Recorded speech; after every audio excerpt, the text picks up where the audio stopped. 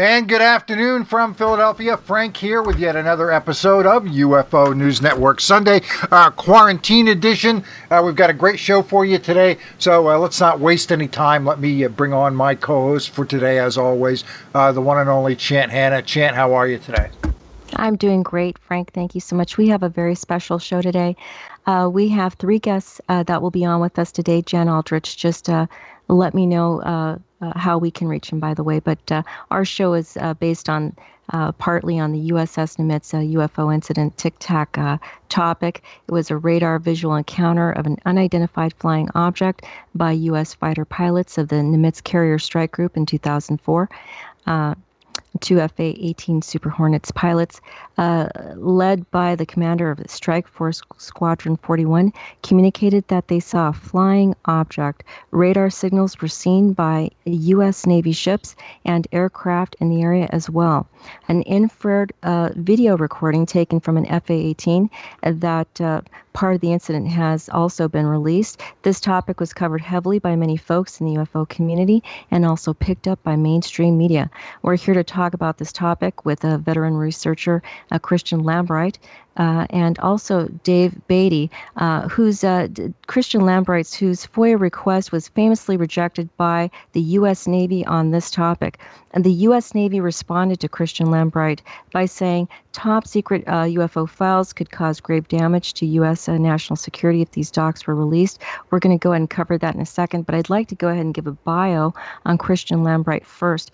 Christian has worked extensively in computer technology and internet services, has a background in graphic arts, illustration, and CGI, and holds a degree in psychology from Baylor University. He is a former investigator for the Center for UFO Studies and contributor to the Computer UFO Network, is a licensed private investigator also, and currently resides in Austin, Texas. He's working on a documentary film on a classic sighting, doing independent research, and always writing. Christian, wanted to go to you first and ask you, can you please cover the topic regarding that famous FOIA request you submitted to the U.S. Navy where you were rejected? And they responded by saying it would cause grave damage to national security if they succumb to the request that you asked for. Well, as everybody seems to do who ultimately decides to do an FOIA request, you come up with an idea and something you want to know, and maybe it's a curse, but ultimately I just go straight to the source. I mean, when I realized for some reason I hadn't really seen anybody go directly to O&I in particular, and I'd been working on the paper, which Dave is familiar with, and in the process had come across the two seemingly supportive comments that indicated O&I had done an investigation. One, of course, Christian, Office of Naval Intelligence. Sorry about that. Yes, my apologies. Yes, Office of Naval Intelligence. And of course, the other comment that Linda Howe had brought up in an email she'd gotten from Eric Davis that indicated that an O&I person had done an investigation. So I just wrote directly to O&I information, and I did specify that week's time period where the majority of the Nimitz information we've heard about has come from. And it resulted, surprisingly, relatively quickly. I have to admit that was pretty quick overall. But maybe it was easy to just say you can't have anything, so it didn't take very long to go that route. But anyway, and that led to that. And of course, then I mentioned it to, I guess I'd had it for about 3 or 4 weeks, at which I responded to them and forwarded it because of the comment about a video, and the original, I guess, classification authority on the video was Nav Air. So I submitted a request to them, which now it's been 3 months or almost going on 3, still waiting. But ultimately, then I mentioned it to Paul Dean, and of course, then he posted it, and it went all over much further than I ever would have even imagined. But I guess part of that's due to Paul Dean's credibility. But everybody picked up on it, and it went from there. Which, we don't want to read too much into what they mean by saying that. There's always lots of factors that may impact it. But the idea that they've got information they want to release, when To the Stars had been releasing videos here and there and talking up a storm. So why suddenly go quiet on the O&I end? It's a great question. I also wanted to bring in Dave Beaty on this topic so he can discuss that with you. So just want to let our listeners know we have the creator of the USS Nimitz Encounter film, a famous film done by Dave C. Beaty, who's going to join us today. And he's an Emmy Award-winning filmmaker and producer. He has also had a lifelong interest in the UFO topic. Like many of all of us, he was excited about the news regarding the Pentagon having had a secret project, and he was also interested about the extraordinary UFO encounter that was also featured in the New York Times article that broke the Pentagon UFO news. I wanted to just ask you, Dave, do you mind giving us your thoughts on the topic that Christian is covering right now? Yeah. Hey, everybody. Glad to be here, by the way. I've been following, Christian's work for quite a while, and he and I have been discussing this case probably since the very beginning, trying to figure out ways in which we could ferret out more details about the case. And of course, reading the response to his FOIA was pretty intriguing, because up until that point, most researchers, including myself, that had submitted multiple FOIAs had been met with no records found. In this case, this was one of the first times related to this incident that we found that not only did the U.S. Navy have documents and videos that they were revealing were related to the 2004 incident, that they were also designated as top secret and would not be released. So all the FOIAs that I had done up to that time came back as non-responsive with, in some cases, the Navy would tell me that the information you're seeking, for instance, flight logs of the jet aircraft, for instance. We know that there were some event summaries that had been posted previously. We were trying to find those. They would come back saying that in cases of U.S. Navy training activities, the records are kept for 2 years on the ships, and then as per naval regulations, destroyed after 2 years. A lot of us kept going after that, FOIA after FOIA, trying to find other details. So it was quite frustrating, and I think that, when we saw Christians, the idea that they do have information, even though it's not released at this time, was heartening for us. And obviously it kind of struck a nerve in the community and also around the world. A lot of headlines across the U.S. and the world covered that story. So good job. Christian, do you have any thoughts on that? No, Dave is correct. I have been talking to Dave a good bit over the several months since last year, and he and Tim McMillan have always been helpful, and we've exchanged information on this kind of thing. And I agree with him. I mean, it's surprising. Even Paul Dean mentioned, that I got the response relatively quickly, and I don't know if that's somebody was ready and they knew ultimately they're just going to have to present that, so it was a quick and easy thing to do, or why? Because being stalled seems to be the plan these days. And I think many of us probably already feel that there is a reasonable intent to not give you information that's potentially sensitive. And if they can interpret your request in a way that they can legally say, no, we don't have it, or whatever else, because of some technicality, they don't have, I've been told before when they say FOIA does not require we answer questions. Just to jump in really quick, Christian, the material you were FOIAing for was related to a slideshow. And can you talk a little bit about that in a little bit more detail? In fact, I guess to some extent, even I have to think, all right, I wonder how I worded something that made me lucky enough that there was no way to avoid some type of response. I mean, I hate to even say that I feel that way at times, but I have a couple of friends, and they know who they are, that I generally ask questions, so they give advice on how to word things, be very, this sort of thing.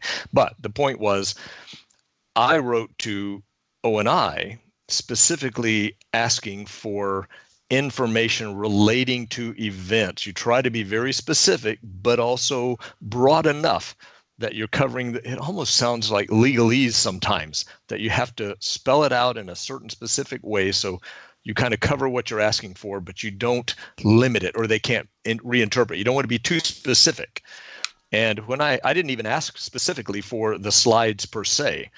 I asked for any information, material, I'd have to go back and read exactly how it was worded, relating to any events dealing with you give them the terms, whether it's UAP, Tic Tac, whatever terminology might be applicable in the specific time frame of November, in a week's time period where flavors occurred, incidents generally occurred.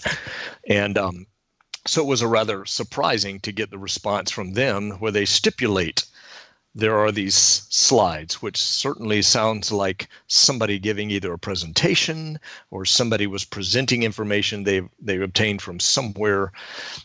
But of course, even that's vague.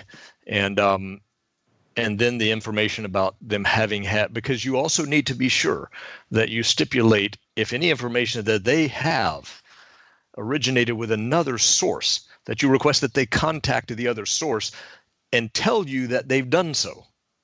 Otherwise, I don't think they necessarily have to tell you. So in this particular case, that may have been a caveat that meant they had to tell me they have this video from Naval Air, but since they're not the original classification authority, they have to go to Naval Air, et cetera, et cetera, et cetera, which of course gives you the information that, there is this other party who somewhere came up with this video.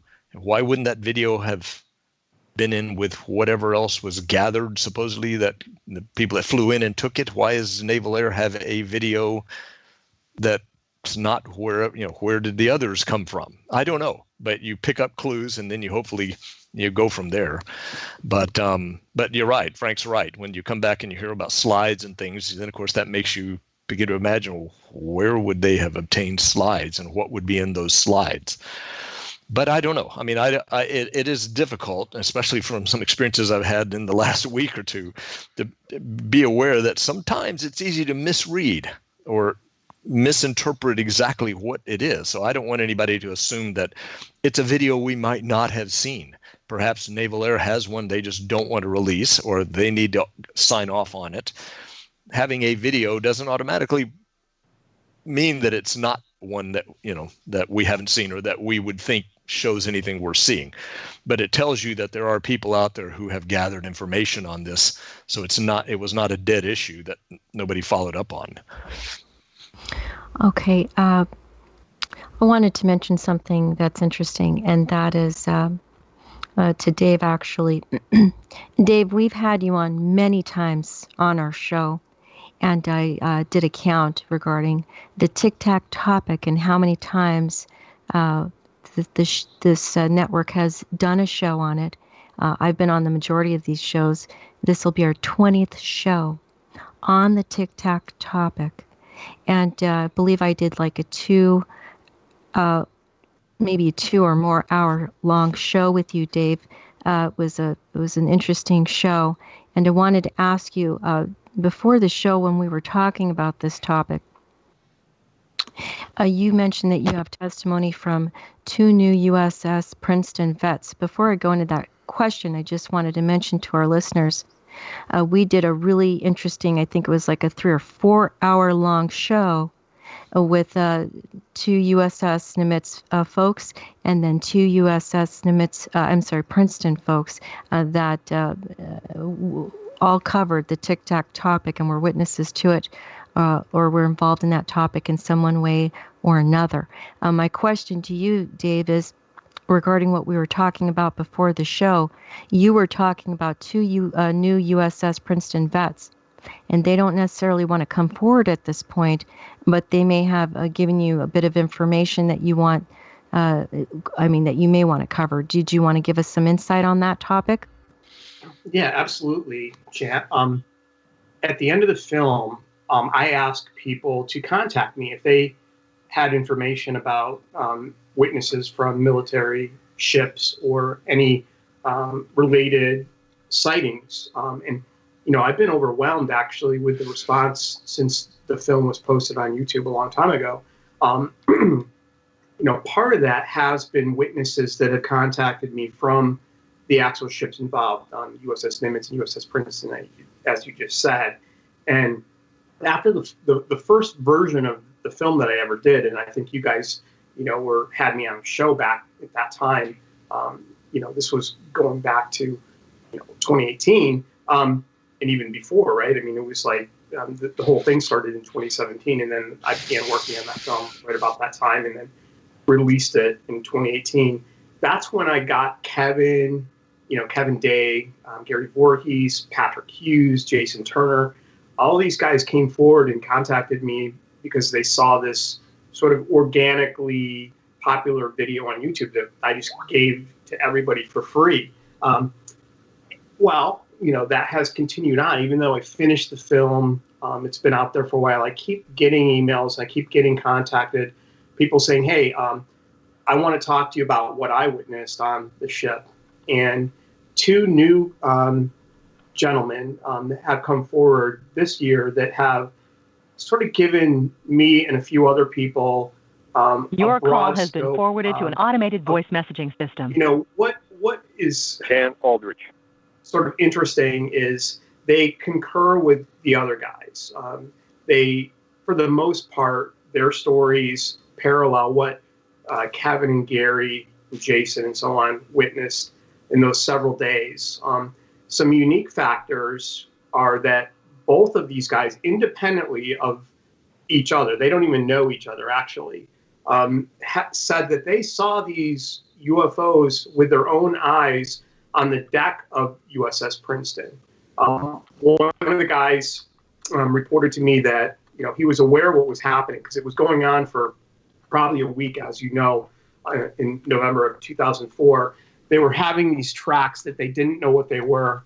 They thought perhaps it was a problem with their radar systems during that first initial 3 or 4 days. They were doing diagnostics, trying to get rid of these weird tracks. And then after, the whole intercept happened, the whole big story that we all know about, they knew this stuff was real. And both guys, independently of each other, actually, they would sometimes go out at night because both guys, their watch was all night, perhaps from 10 or 11 till 6 in the morning, for instance. So they'd be up all night doing their particular watch, and they'd go out on the deck sometimes during their break, for instance. One of the gentlemen said that he saw the object as he said that it was a formation of lights. And he described it as being part of the same object, not necessarily 3 distinct UFOs, but one object that he described it as a triangular formation running lights. And he said that in his mind, he thought, this might be some type of aircraft that's part of the strike group. But then the way that it moved and the fact that there was no sound really startled him, because he said that in other cases, when any aircraft, a helicopter or a jet or an airplane, was near the Princeton where they could see the running lights, for instance, they would also be able to hear the aircraft. In this case, he said that he couldn't hear it. He said that the way that it moved, and that was the second part, was really startling, because he said that it wasn't moving in a trajectory that an aircraft would normally move in, which would be like if it had a propulsion source, it was moving forward or banking or whatever. He said that the object was sort of sliding or skidding, so it could go forward or laterally, almost like he said, if you look at the racing drones of today, the way that they move in the sky, like a drone, a racing drone, that's sort of the type of movement he was seeing. But this was back in 2004 when they hadn't even really heard of drones at that time. They were so new. And he said that the size of it was way bigger than anything like that. It was pretty big.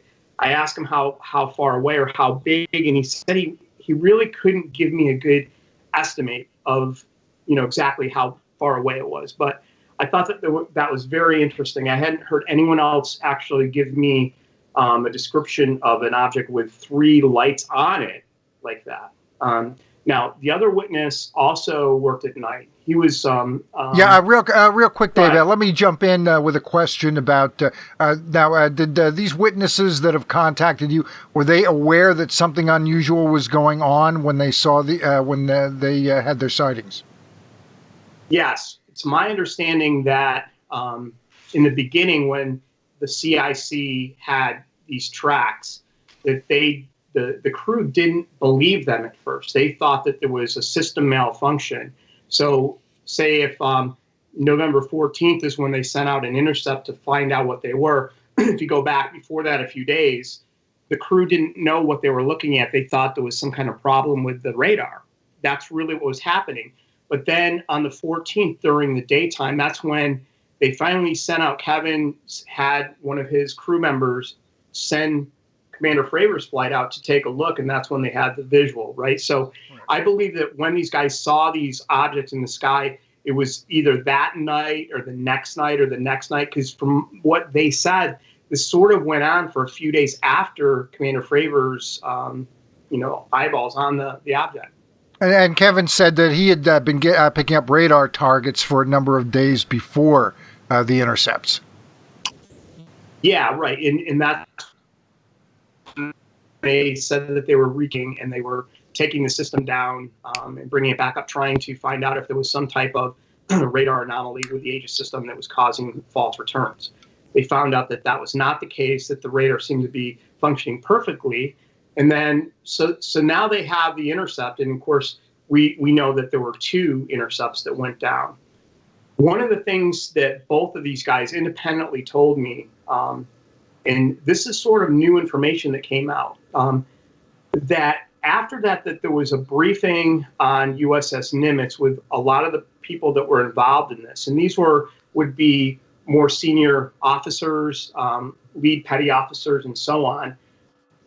They would be like sort of the bosses on the ships. And he said that there were several people from USS Princeton that ferried over to USS Nimitz, where this briefing took place with the captain of USS Nimitz and also like an admiral, I think. And he said that there were probably 8 to 10 people there. And this guy said the pilots had to be there. Commander Fravor had to be in this meeting. And in the meeting, it was discussed that what the story would be, if anyone asks about this, is that what they were seeing was ice crystals that were refracting off of the radars. And of course, somebody brought up the fact, well, that doesn't make sense that, an ice crystal can go from a hover to 600 knots in 1 second, and they were all laughing or whatever. But you have to realize that at this time, no video had ever been leaked of any of this. No one, the outside world didn't know any of this stuff. So they're saying, if anyone asks on the ships about what's going on, this is what we're going to tell everybody. So here I have like at least 2 independent witnesses that are saying this. And the one gentleman, his job, he was a cryptographic technician. Let's see if I have what he said. But I know he worked in the ship's signal exploitation space on USS Princeton, called the CES. And that may be a little familiar because that's where Jason Turner also said that he had witnessed a video in a place called the CES. But this shipmate said that he worked in the CES, and he is the one that told me that his lead petty officer went over to Nimitz to attend this briefing. And when they came back, they kind of explained to the crew what was going on. He also saw in his email a similar statement that said, it was basically an email with the video that we've all seen, the FLIR 1 video. This is the email that a lot of the witnesses talk about that they saw in the computer systems. And he said that the email said, if anyone asks about what this was, it's ice crystals, but here's the real thing. And then they have this video attached to it. So,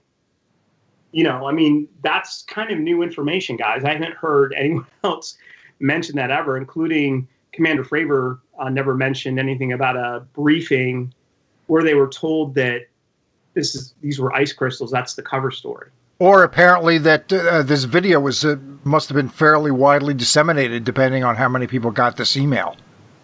Yeah, the guy that I'm talking to, I mean, both of these guys, the one that was the cryptographic technician and also the other watchstander, he worked in the CIC, which would have been, the command center on Princeton, where Kevin Day, knew who this guy was, Gary Voorhees, and so on. They were both aware of the briefing, so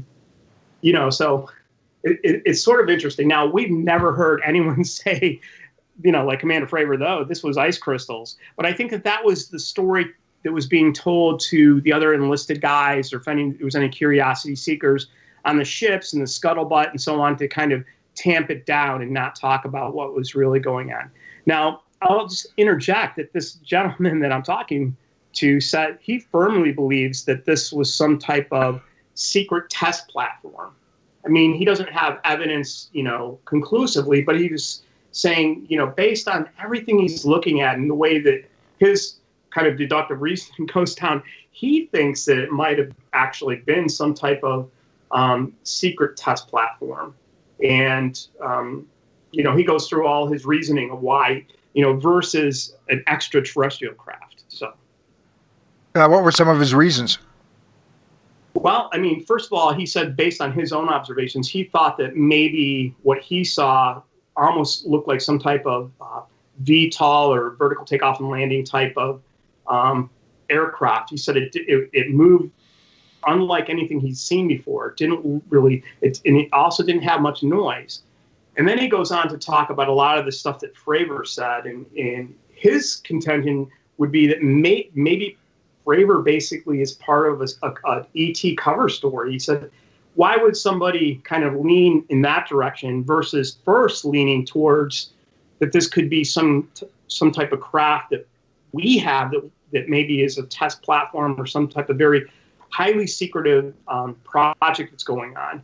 And that if it ever does leak out to the public, then immediately jumping on and going forward with, we don't have anything like this and it must be an ET thing, it's not owned by us, could be part of a cover that would be an easy thing to do. And you have a highly decorated Navy pilot, commander going out, no one's going to question him. And if anybody like an enlisted guy, or even a senior chief comes forward and says, no, that's, I saw this and it doesn't kind of line up with what you're saying. And then he immediately says, no, that didn't happen. No one came aboard the ships to take anything. There was no cover up. No Men in Black showed up to take data away, and so on. So, yeah, we've heard that story that floated around the UFO community for a long time regarding that topic you just brought up, which is Men in Black, so to speak, showing up at the ship to take material away that was video related or anything related to that Tic Tac topic. Well, it was a little bit more specific than that. PJ Hughes was saying that was Air Force personnel. Right. Yeah. Yeah, right. And Gary Voorhees said gentlemen showed up in plain clothes and came and they boarded the ship on a helicopter, and that he had to sign out the tape recordings and erase everything that was left over. I had the witness Ryan Weigelt, the helicopter detachment guy, say that he witnessed these guys come aboard and take everything. But then you have the pilots, on the other hand, discrediting all that. I mean, claiming it's, that this did not happen. It's a falsehood. These guys are making, they're insinuating that they're lying or embellishing or making it all up. But yet, when I have like 5 different people all saying the same thing, sometimes you start saying, well, maybe it was unrelated to the Tic Tac, but I think it really did happen. And that was one of the things that the cryptographic technician brought up. He's saying, why wouldn't he investigate that further if, say, Commander Fravor was more open-minded and didn't know what this really was? Go ahead. Yeah, why wouldn't you look into like all sides of the equation and really try to find out who are these guys on the Princeton saying that guys came aboard? Wouldn't you want to find out and ask them more about that? Say, hey, I didn't experience that in my squadron, but why did you experience it? Who are you? Who was your chain of command? And try to explore it a little bit more versus just shutting them down and almost like I'm the story I'm the only story, only listen to what I'm saying. So he was sort of suspicious. The witness was sort of suspicious of that, thinking that maybe he was using his position to, promote only one story and everything else is false. Now, again, I have no evidence that that's the case. And maybe he honestly does believe that these were craft that were from, outside of, our capabilities and any other of our adversaries' technological capabilities, right? So I don't know. I wanted to bring up the human element here to Christian Lambright. I believe that you majored in psychology. Wanted to ask you if there's a group of people that really did witness something and they're being rejected publicly and being told that their story isn't true, what are they supposed to do to convince the whole world they know what they saw? Well, there are parallels to this in a lot of events. One that came up in the material I was reading recently goes even all the way back to the cattle mutilation days, where the investigators going out and talking to the ranchers and leaving the ranchers convinced these guys are laughing at us and telling us we're all fools and we don't know what predators would do as opposed to what we're seeing now. And ultimately, the ranchers don't want to talk to anybody else. They will not talk to any more investigators. They're sick of being treated that way. This does tend to, especially if you pick up on how someone has been treated or feels they've been treated, you don't want to get into it yourself. So effectively, by shouting down or trying to diminish or demean anybody else's testimony, it makes other people not want to get into it. They don't want to get involved. And, that's the whole thing. If you don't believe me, fine. I'm out of here. That's sort of a take. I will jump in here and say this, because when we did have Jason and PJ and Kevin and let's see, no, I'm forgetting Jason, PJ, Kevin, and Gary. When we had all them on the show, I asked them specifically negative feedback, anything along those lines, and they were unanimous. It's been a positive for them. So at least in this particular case, I have no doubts that a lot of it is because of who they are and the fact that they're highly trained. Let me finish, Chant. Let me finish. That in their particular instance, in their particular case, they haven't gotten anything like that. At least, they were pretty positive about the experience and glad that they came forward. So there's that in this particular case. But they were positive when we interviewed them then. We have no idea a year later how they feel now. Dave, do you have any input on that? Yeah, I mean, I think that it's been a very positive experience for them as sort of a way for them to bond, basically. I've seen a transformation from, these guys when I first met them. They didn't have any knowledge of the UFO community, really, for the most part, or any interest in it. But, over the last year, they've really blossomed. And, each one of them has sort of taken on this role of trying to help explain what they saw. They did really honestly want to bridge that gap with the pilots and try to come to some middle ground at least. I did a conference call with the former fighter pilot Paco Chirichi, who wrote that original article. I did a conference call with these guys just off the record where I was trying to see if I could get him to ask some questions, maybe to open up. But I found that it was sort of, the vets were really, the enlisted vets were really they did want to talk about it, but I think that it was a closed-minded situation where there was no question that they were wrong. And that's just the way it is. That, hey, Dave Beaty, you want to believe these guys, man? I understand that, but they're wrong. That was kind of the feeling I got from it. It was just a closed door.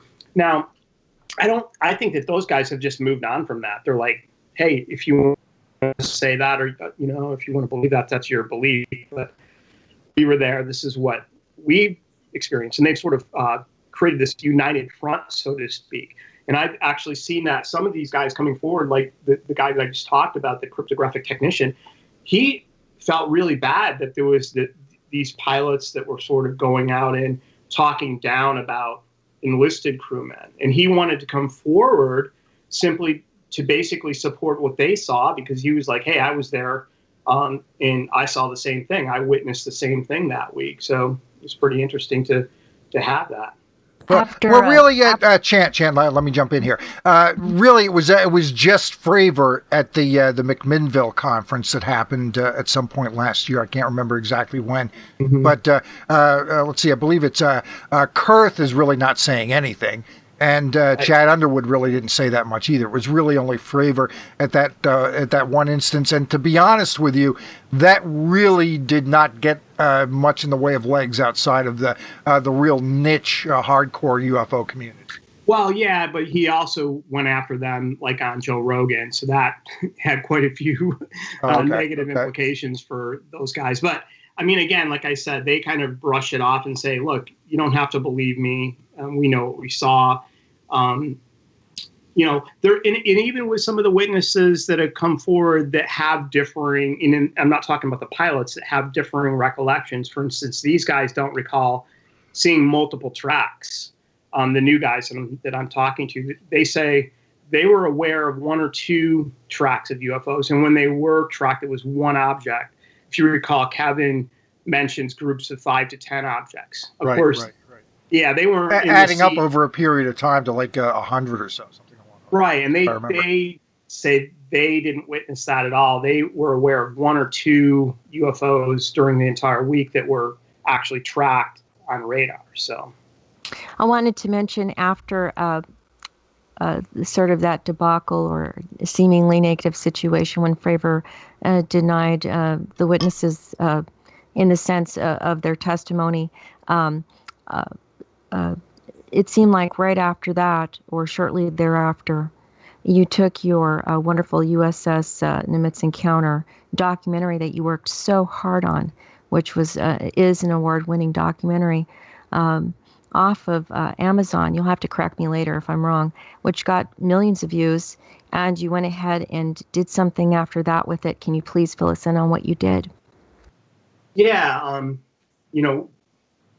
back then, I didn't really publicize this too much because, it was sort of a professional thing. But in the very beginning, I had asked for permission to use a short snippet from Commander Fravor that had been recorded by To the Stars Academy, and I got permission through their, marketing people, basically, and they said, I could use a little bit. Fast forward after the video went live, and again, who am I? I'm just a guy on the internet. I'm not the History Channel. I'm not, Discovery Channel. I'm a guy that no one's ever heard of, puts a video up on YouTube. So 2 months later, it had over 1 million views. And I guess that caught the attention of Commander Fravor, or somebody emailed it to him, how that works. Somebody sees it and says, "Hey, did you see this?"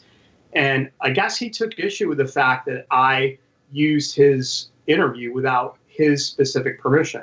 And I did try to even contact him at the time, but I never was successful in getting through to him. Actually, it wouldn't really be his place to do that. It's To the Stars Academy cut it. They gave you the permission, and you got it.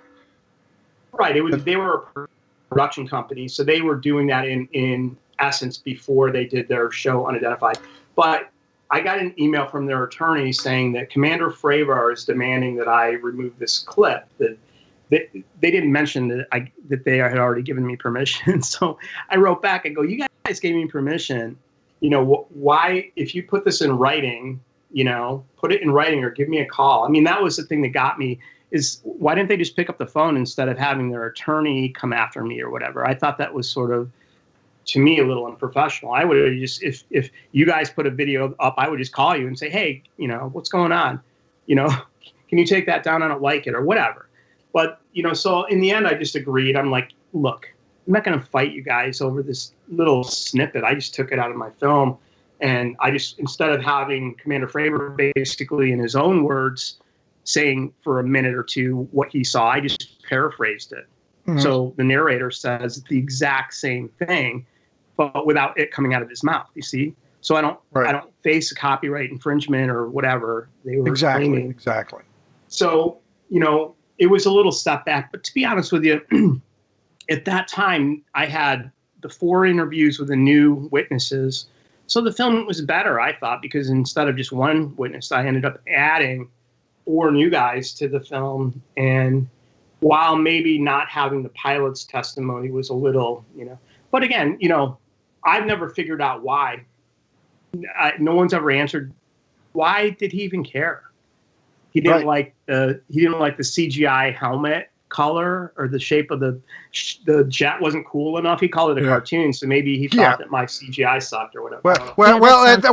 The unfortunate part of all that is that the CGI work that you did for this film was superior to the CGI work that was done in the unidentified program. So you got that going for you, Dave. You did a nice job on that. So I have 2 questions, one for Dave and then one for Christian. I wanted to mention, by the way, we did have Paco Chirici on our show on 12/17 of 2019. Anyway, Dave, you mentioned that it was sort of a mixed blessing. You actually had the opportunity to add more material to your USS Nimitz Encounter award-winning documentary. What I wanted to know from you is, where can folks actually see that so that they can directly access it and watch it? And then I have a question for Christian right after that. Yeah, thanks. I mean, you can watch the film either from my website, theNimitzEncounters.com. It's on YouTube, and you can also find it on Amazon Prime if you want to see it on your widescreen, home theater system. Okay, wonderful. Thank you very much. And then the question I have for Christian is, and also for Dave, but I wanted to know, Christian, do you think that if anybody had the wherewithal to continue aggressively doing FOIA requests of the U.S. Navy or any other faction of the U.S. government, or maybe even another country's government on the tic-tac topic, they would come up with anything at all? Is it even worth trying?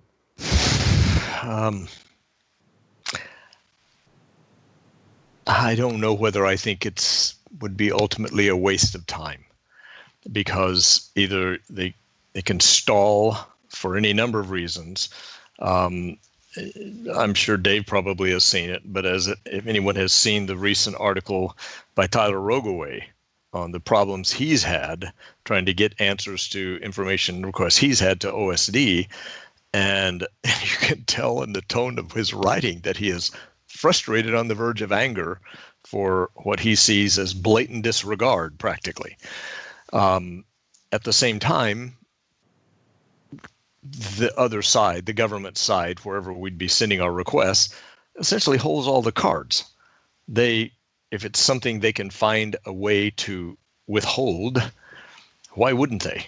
I mean, I can understand when you go to the premise that, well, information that gets to the public may very well be getting to our enemies, whoever they might be, so they'll want to withhold things just for that reason. But as far as something like this, if you look back on it, we're really in the same position we were in even back when the FOIA capability first came about. 50 years on, same situation. Hurry up and wait. You don't get answers. You get answers on some things, but effectively, I don't know that you would ever get a direct, here it is, expose everything, if the whole purpose is to not expose anything. So the best luck I've had, and I'll call it luck, I guess, on occasion has been you get something in a response that you can then add to something else and formulate a better question that maybe gets you a little bit further down the road. But it's almost like, what's my line? You ask questions and you try to deduce what to ask next, and you kind of build on that. If I had to, because I've thought about this in the last days and weeks, the only way the UFO community, and I use that term broadly, but those of us who are serious about wanting to know what's really going on, or in my opinion, ever going to accomplish anything, is to organize. We need some organization or some type of legitimate organization that's transparent, that can generate some kind of voting block. I don't know that I'm anywhere near the person to do that. I'm much more of a frontline, boots out there in the field type. But realistically, I mean, it's like trying to call your congressman as an individual. thank you, bye-bye. That's it. You need some type of organized effort that the public can get behind, where they don't sense deception or that you're not being told certain things. But as far as FOIA goes, it's the only game in town as far as approaching the government for information. And so I'm not telling anybody to stop doing it. And it depends to a great extent on what you're asking. I mean, the types of things we're asking are some pretty touchy areas that involve a lot of legitimate secret things. If it's history, if you're looking, I have plenty of people that I'm glad they're filing FOIA requests for information that we get out in the long run. But something that's pertinent right now, like this kind of a subject, I don't know. I still do it myself, but you send it out there on a wing and a prayer and hope you've worded it correctly. I'll even mention an example of something that just the other day, it indirectly relates to the stars, so I don't want to get off on the subject that way, but it comes from a misreading of the spelling. And I mentioned it to you last time, I think, that the Army CRADA that has the OSD in there as a participant, I was looking at the wording because I was going to make sure that it was Office of Secretary of Defense. But they don't stipulate material. I suddenly looked at it closely, and it says material. There is a subtle but very specific difference between those two words. E instead of A. Yes, exactly. Now, material is far more common in the military, so perhaps that's just terminology that's used when by whoever writes the CRADA with the Army, and so they tend to use material. But of course, my request for information, although I didn't specifically state material, but I have to go back and even read that now. So it may be vital to be sure that if I've requested material with an A, but when they indicate that the OSD can share information on the material, that may, in that context, when you're writing to the Army or someone in the military, that might be able to be interpreted in a slightly different way, or I didn't spell out exactly what it says. So they don't have to tell me I spelled it wrongly or that I I misread it. So once again, it's a thought. Do I do that, or do I wait, or do I? So my point is, it's important in FOIs to be sure that you're requesting the right thing, because I think, unfortunately, we can make human mistakes. And unfortunately, they can also tell you, nope, we don't have anything because you asked the wrong question or you asked the wrong wording. So anyway, I didn't mean to get off the subject. But well, Dave has to go here pretty soon, but I wanted to ask Dave the same question. Do you think that it's a fruitless endeavor to go ahead and continue to insist on knowing more about the tic-tac topic from any government around the world by filling out FOIA requests that seem at times needlessly disregarded that are suspected so by some researchers on this topic? Well, I think that it's a really great resource that we have available, and we should use it. I mean, not all countries have that open government policy, and it's available to every citizen. So I don't feel guilty at all firing out a whole bunch of FOIAs that probably take a lot of work, because, again, that's what the law says we can do. And I've actually found a lot of interesting things. And just like Christian said, it's almost like you have to begin being addicted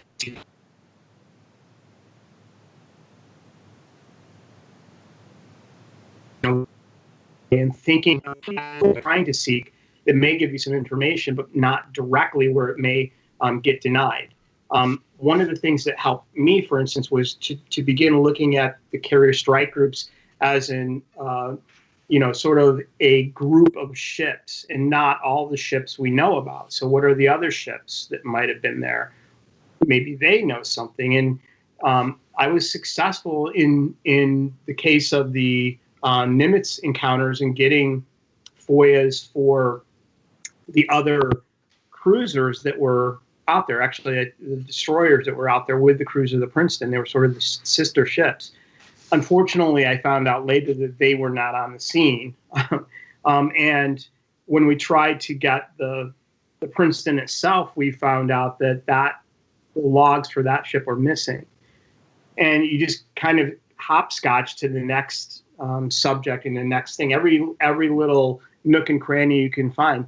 Unfortunately, in the case of the Nimitz, over and over, I was told that these records were destroyed and that the Navy doesn't have to keep like 90% of the records after 2 years. They just can say that they're destroyed. They don't even have to look for them, even if they do exist. So I still have a bunch out there, and I don't give up, even though I know it's more than 2 years. I have a bunch of FOIAs out there for documents that have been mentioned. So yeah, we had a great show yesterday with Paul Dean, who's a good friend of both of yours, and he was talking about how frustrating it can be to have a circular conversation with federal or other kinds of agencies from the U.S. government, just seemingly being apathetic to FOIA requests or not responding. They're responding in manners if they have no idea what you're talking about, or it's going to the wrong department, or whatever. These kinds of ridiculous things that can occur. And I asked him, what advice can you give to a person who's new at filling out FOIA requests? And he said, patience. Yeah.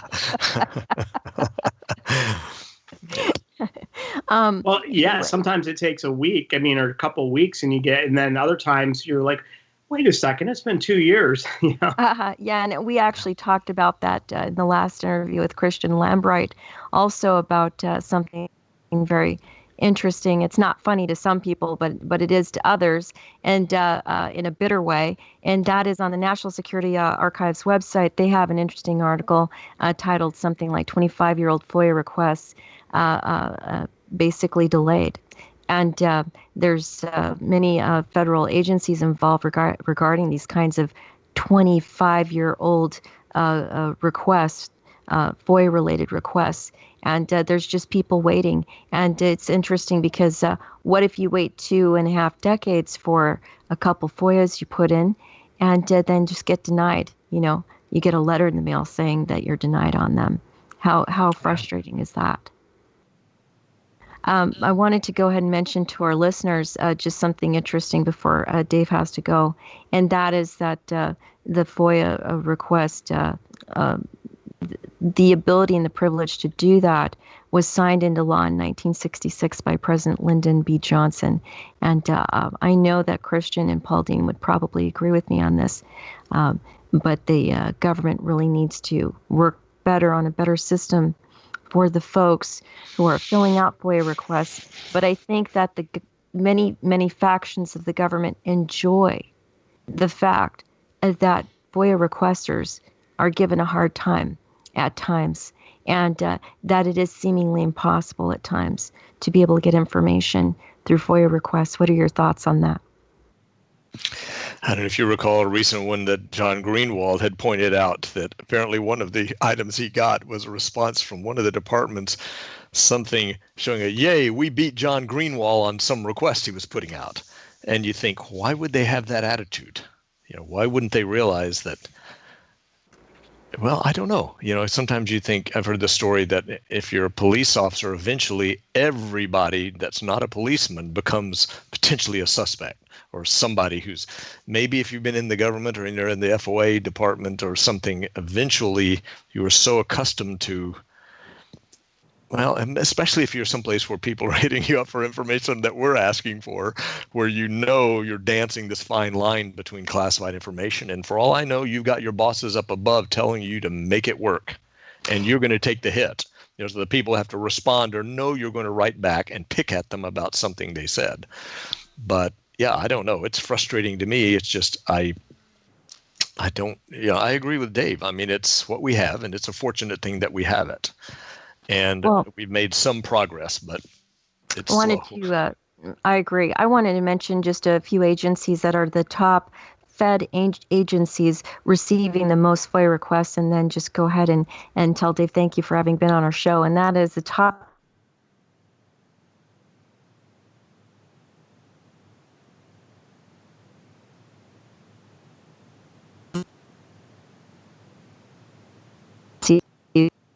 receiving the most FOIA requests from Veteran Affairs, U.S. Department of Agriculture, U.S. Equal Employment Opportunity Commission, the National Archives and Records Administration, and the U.S. Department of Labor. Dave, I wanted to thank you for having been on our show today. It was a real eye-opener regarding the interesting information you had to update all of us on the Tic Tac topic, and we look forward to having you on more of our shows this year. Yeah, great. I'll leave you guys with one other little story. It's interesting. Yes, please do. When I first started doing the FOIAs, I didn't know much. And the first ones I was doing were all going through the Navy History Command, which is part of the archives that exists through the Navy. And, their archives go back, decades and decades and decades. And I found there was a FOIA liaison officer that worked out of that office that was really, really helpful to me, and that took the time to kind of walk me through it. If I was trying to find out, where do I find these records? Who do I ask? This person actually went out of their way to help me out, and so I do, take my hats off to some of these government employees and civilian employees that work in those offices. I mean, I took the time to, write her command and let them know what a great employee they had in this woman, and, kind of gave her praise. And later on, she said that, at the end of the year before the break, when they had their meeting, they brought her up to the front of the room in front of everybody and sort of, gave her accolades because I wrote that letter and kind of read it in front of everybody.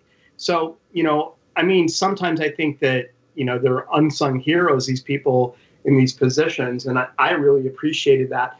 And, later on when I needed something, for instance, I was trying to find out if anyone had ever fallen overboard on the U.S. Nimitz during November 2004, if there was a man overboard during that entire time. And I had been unable to get those records. She, on her own, went through the records, over 400 pages of Nimitz logs, to see if she could find any man overboard during that entire time, which later on she said that there were no records of a man falling off the USS Nimitz, but she did that on her own, which, I don't know if it was because I wrote that letter, but it certainly helps. So there's my little tip to FOIA researchers. Yeah, we do want to give them accolades, and we also want to give a great big thank you to people who work for governments around the world that have no idea what they're doing, and they accidentally give too much information by mistake.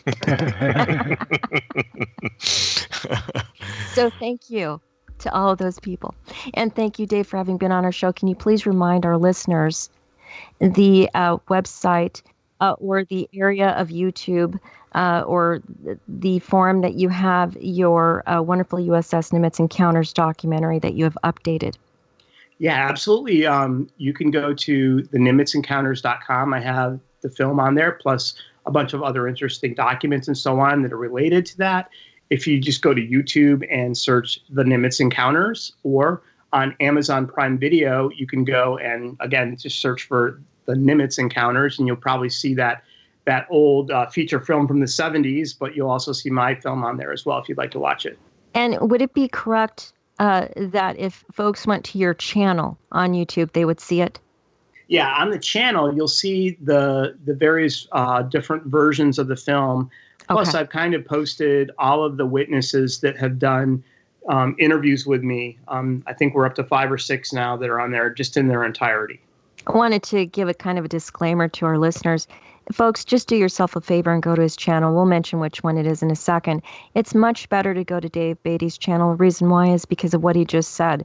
There's going to be a lot more information packed on that Tic Tac topic, and that will educate you on the latest stuff and updates. So, Dave, do you mind just giving out the name of your YouTube channel? That way people know they can Google it and find it right away. Yeah, my YouTube channel is the Nimitz Encounters, and go ahead and subscribe. So if I do post a new video, and I don't spam out, and I very rarely post a video, but if you go there and you subscribe, that way if I do have a new witness or a new film that comes out, you'll get notified.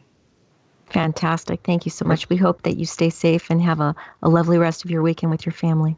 Thanks a lot, Dave. Yeah, thanks, Dave. Okay. Wanted to go ahead and touch on an interesting topic that we're going to bring up with an expert on this topic. A few of them, actually. It's Christian Lambright is still with us because we're going to cover a really fascinating incident called the Cash-Landrum incident. And by the way, Frank, if you wouldn't mind, try bringing in Jan Aldrich is on standby.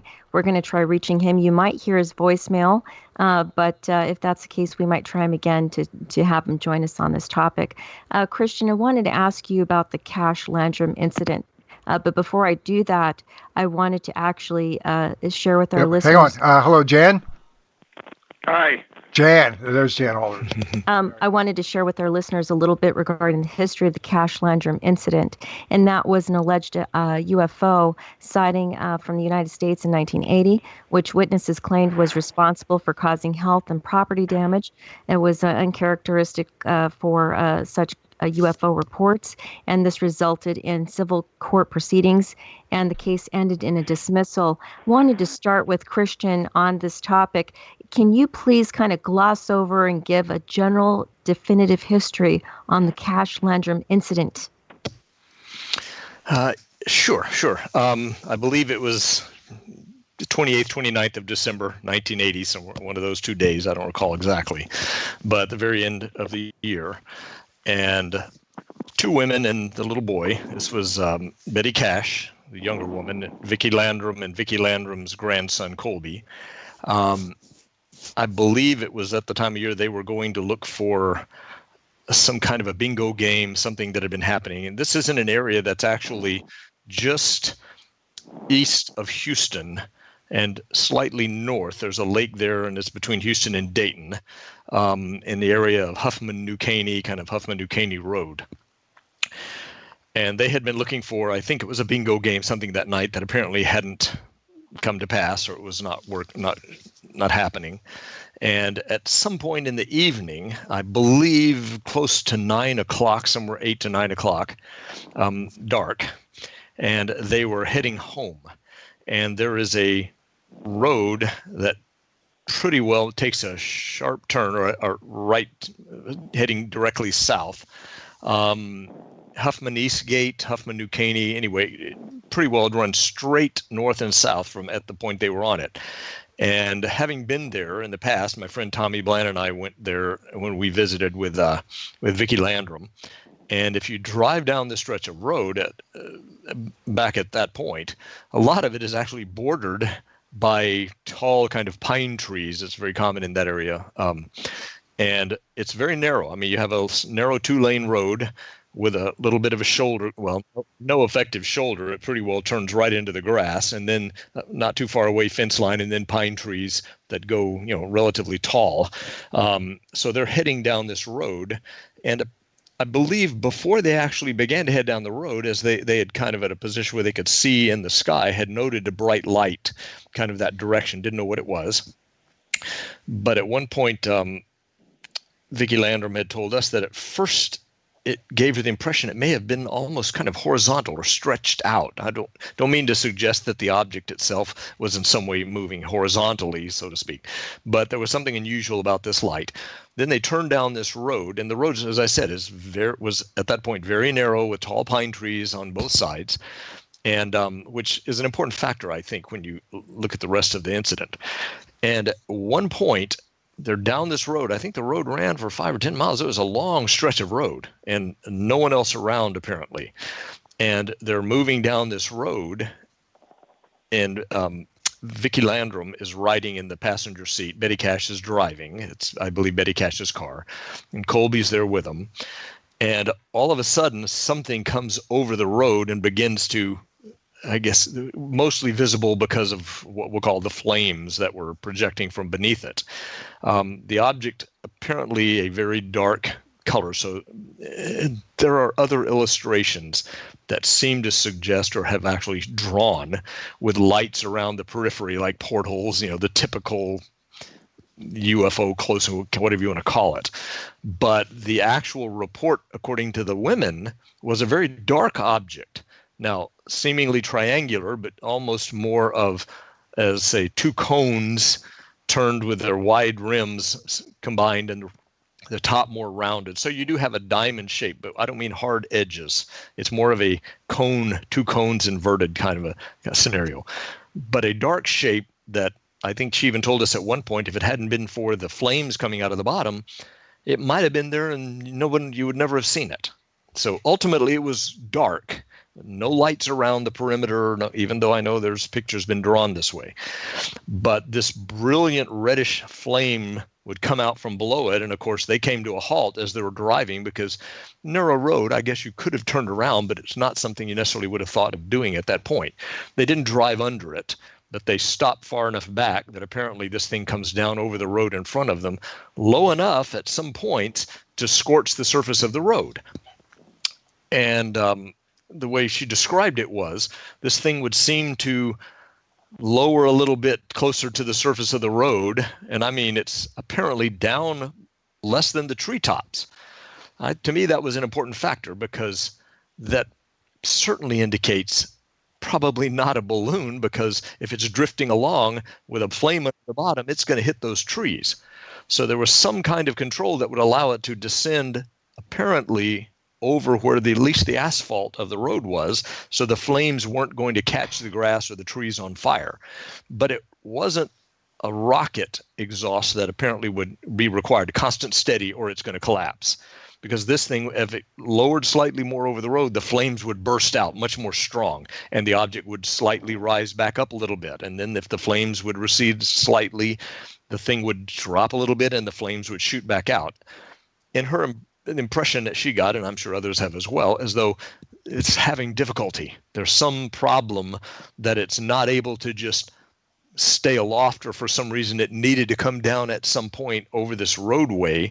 I don't think there's any reason to believe it was in any way focusing on the ladies, but it just simply came down at this point in the dark of night over this roadway, and they happened to be there. And so they stopped the car. And at one point, and of course it was apparently terrifying, very, very loud roar. I believe there may have been at least, whether it was an acoustic beeping or it was simply some residual beeping effect that they believed they were hearing. You know, we hear talk of potential some type of microwave radiation or some other burst that would create what appear to be auditory effects. But needless to say, it was very loud when the blast of the flames would come out. At one point, Betty Cash gets out the driver's side and walks to the front left side of the car and stands there to get a better look at it. And possibly, maybe probably, that might account for why she seemed to fairly quickly get the worst of it, had the worst effects. But interesting point she made, though, was that when she decided, Vicky's in the car holding on to Colby because Colby's frightened. And she even told us at one point, she's telling him, if you just look and watch, you'll be okay. You'll see Jesus up there. So she's doing whatever she can say to keep him calm. And eventually she's screaming at Betty to get back in the car. Betty Cash goes back and even said the doorknob was hot enough that she had to use the tail of her coat to open the doorknob. So whatever heat or whatever was was coming off the object, it was putting out enough heat. Even Vicky later on said that when she had her hand on the dash, of course, if we all remember back in those days, they were kind of these cushioned dashboards, but that apparently it must maybe softened enough. And I'm telling you, this is what I heard. There are aspects of this that she also told us that later on I realized, memories being what they are. And I think by the time we were talking to her, it was 1985. So it was 5 years or so afterwards when we decided to go down there and try to find out what we could. But we sat in her house and I've recorded video with her describing it. I've got tapes with her talking about a lot of this stuff. And I've sent some of that, I think, information to Kurt Collins, because he's done a lot of writing on the subject. But ultimately, as they're watching this thing, they began to see helicopters coming in. And at one point they said one of them was low enough they could almost have looked through the cockpit and maybe seen who's in there. But the object was still hovering over this road, although it begins to rise up slightly when the helicopters began to come in. And her words, the words of Vicky Landrum to us, she said, as it finally began to lift off, as though whatever the issue might have been somehow was resolved and it's able to kind of take on off. I don't believe the flames were coming out as hard or as far as they had been at that point. But as it lifts off and begins to move away, And they're finally in the car now, and they begin to move down. They reached a point in the road where they could look off to the right because they were driving south. They can look off to the right and see the object with all these helicopters around it. And she said it was almost like, some of the helicopters over the top of it. In her words, almost like they were trying to hem it in. Now, observation-wise, so there you go. So eventually they go on home. And that essentially is the gist of the encounter that they had that night. It's not until the next day, of course, that apparently Vicky goes to check on Betty, and Betty's in a really hard way. She's had a lot of the effects that ultimately cause her hair to fall out and her face to swell up, I believe, and eyes. And of course, they didn't know at that point. They don't want to necessarily tell anybody what the issue is. But ultimately, when they go to the doctor, and the doctor's kind of wondering what's going on, and I think she even, if my memory is correct, it was kind of ask the doctor if you tell them if they have any idea what caused this. And it may have been Colby who kind of said, well, yeah, Gran, And then they began to tell the story that they had this odd encounter on the highway, and that obviously Betty got the worst of it, even though Vicky had some residual effects. She had some pictures, you can see them online, of dark marks and spots on her hands where the skin apparently happened to have been blistered or at least had some effects. And I believe it was weeks afterwards before it ultimately began to get out. They'd gone to the doctor and the story began to get out. And I think they finally called, I believe, MUFON, which led to John Schuessler and his team getting involved. But there were aspects to the story that I know have gotten confused over time. One of them that threw me, and ultimately, in talking to Kurt Collins, even, it became obvious that it could not have been the way she remembered it. And it was, she told us sitting there that apparently within days of the incident, somebody came in and tore up the road, hauled all of it off, and resurfaced that whole stretch of road. And I've repeated that because that's what she told us. But ultimately you realize, but I don't think it was until maybe near the end of February before John Schuessler and his team got out there looking for this. And they claimed that they found a place in the road that appeared where the scorched area had been. But if that's the case, then it couldn't have been replaced a few days, within a week or so after the incident. So I think there's some confusion about it. And by the time we got there, that road definitely at some point, somebody resurfaced that entire stretch of road. But it could have been much later, months later. Maybe it was a part of a natural thing. One of the thoughts that I recalled at the time, which I still remember to this day, is it was very nondescript. There are pictures you can still find of what it was like back then. But even that part of the road in the dark, it's not like it's lined, not back then. It wasn't lined with street lights all the way down, so you'll know exactly where you are. And there were a few cross streets. But given a span of 100 yards or 200 yards in the dark of night, with an object in front of you that you're focusing on, I don't know how easy it would be to go back a month, 2 months, 3 months later, even in the daytime, and say, this is exactly where we were. And that's where the scorch in the road was, or that's what the residual effects of the object were. Because if you move 100 yards down the road, it looks the same. And in the middle of the night, unless you were at a cross intersection or you had some specific landmark that would tell you. And so I've always never been quite certain that somebody could come back later and say, this is the exact spot. And no, but I know things I would have done different. And I did have some experiences trying to track down the helicopters where I even sent off an FOIA request to the weather department asking for radar because, I'd been told that a group of helicopters of that size would ultimately show up even on weather radar. You'd have at least some indication of movement. And I requested the 8mm film that apparently they take of the weather radar back then, all through that time period. And of course, those 2 days, it's as though they turned the radar off. There was nothing for those 2 days when the flight of helicopters might have shown up. But Jacques Vallée has made some comments about the helicopters came from this place or that place. And I even wrote to Fort Hood, which was the only base here close to Killeen that might have had a squadron of helicopters of that size. And they did make an interesting comment that on that night, there was a group of helicopters that came in for effect. I have no idea exactly what that means, but it was at least some acknowledgement there were helicopters out that night from Fort Hood. Now, whether they were involved or not, but go ahead. Yeah, I wanted to actually bring in Jan Aldrich on this topic. I wanted to introduce him, and we've had Jan on before. He's a wonderful person. He's extremely well known, and he's a veteran UFO researcher.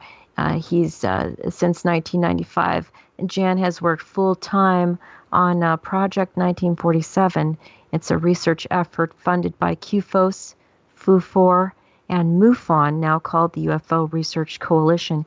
He has visited over 150 libraries, universities, archives, museums, and historical societies in 46 states and Canadian provinces. Jan delved into the MUFON UFO files when he visited Sequin, Texas, former location of MUFON headquarters. I did have a question for you right after I introduce you, Jan, on this topic, but welcome to the show. We're so glad to have you back on again. Oh, thank you. Long time. Yes, it has. Okay, Jan, let's get right to it. I had a question for you on this Cash-Landrum incident. It's kind of a different question, and that is this. Would it be correct to say that there have been multiple UFO sightings and reports near nuclear facilities? The reason why I asked that is because of this radiation-related situation regarding this person possibly having been exposed to some unknown craft. I realize my question is slightly different than that, but I just wanted to get some data from you on that because you're kind of the data guy regarding ufology. Are there any UFOs that have been reported near nuclear facilities? Is that a pattern? Well, yeah, there are a lot of them, and sometimes they interact with the guards and the other personnel at the facilities. So, but let me point one thing out when we're talking about, everybody gets, this is very exciting. This is the sexy part of ufology. Something that is more mundane is that another group of people who are always outside, but not with the not 24/7, but they're outside a lot of times, is farmers, and they interact with UFOs many times too. And I want to sometime do a comparison because it seems that they may be the UFOs may appear near nuclear facilities, but they also appear at other places where people are out and can see them in the early morning and things like that. One other thing about there are a number of cases where radiation is involved. Gwinner in North Dakota or South Dakota. There's a landing, and the National Guard went up there and checked it out with Geiger counters and found where the UFO had landed. There was a higher radioactivity than background, a lot higher. And of course, there's about a dozen of these things where actually instruments have checked, and there is increases in radiation. So it's not unheard of. The other thing about the physiological effects. Now, I have Swords' catalog here. He's got 164 cases in his catalog, and since we have been doing the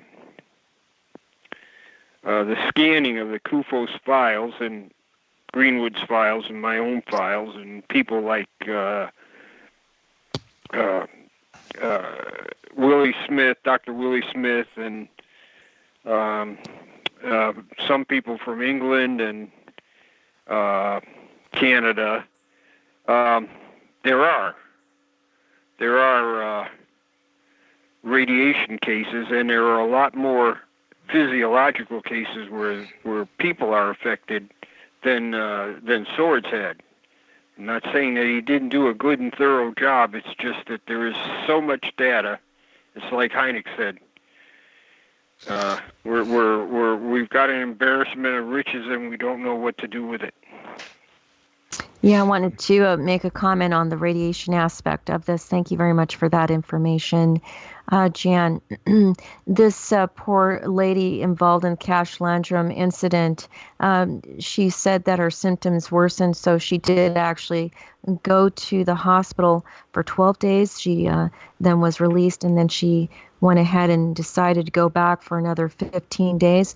A radiologist who examined the witness's medical records for MUFON did indicate that he felt that these patients had suffered secondary damage to ionizing radiation. And I just wanted to make a comment to all of our listeners. I've been through breast cancer twice in a row. I had to go through radiation, and I had to go through different kinds, 2 different kinds, direct beam and brachy-related radiation, and I got very sick.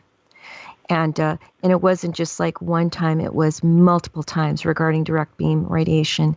And I can just tell you that if this poor lady or multiple folks actually had to go through some kind of radiation exposure, I can only imagine what they went through, especially since it was not in a controlled environment, but it was just raw exposure, so to speak. Wanted to also bring up an interesting topic really fast and then go back to both you and Jan and Christian on this.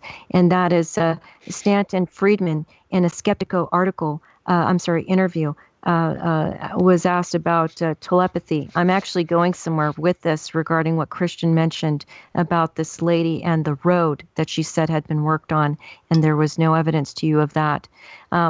He mentioned this. I'll go ahead and give a quote regarding the topic of telepathy. And Stan Friedman said, well, it's a very interesting point because I'm convinced that any advanced civilization will know about telepathy and mind control and communication at a distance. It really came home to me when I was standing at the exact location where Barney Hill was standing when the saucer was over their car, and he's looking through binoculars at the crew on board.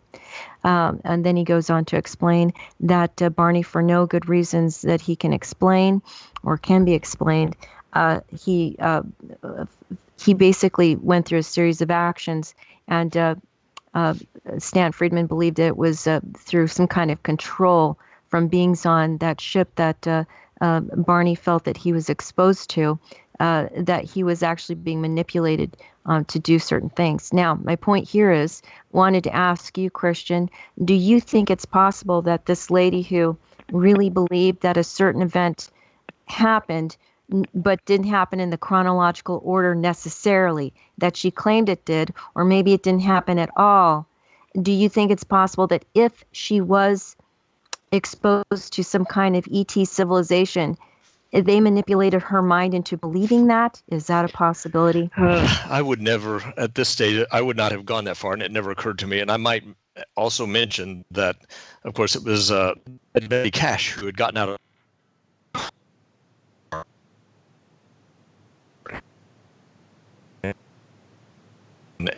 and had the in. And although I spoke with her on the phone a few times, I never had any personal interaction with her beyond that. So what her own feelings about that might have been, perhaps John Schuessler and some of his information had more on that.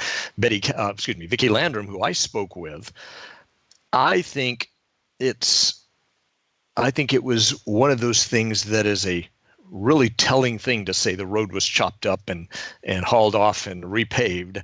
And somewhere in the conversation over those next 5 years from when it happened and by the time I spoke with her, it kind of became part of the storytelling. And I don't hold anything. I mean, I don't think she knowingly or otherwise was confabulating it. I think it was simply she's telling us that she had heard from people who were living in the area that not long afterward, the road was chopped up.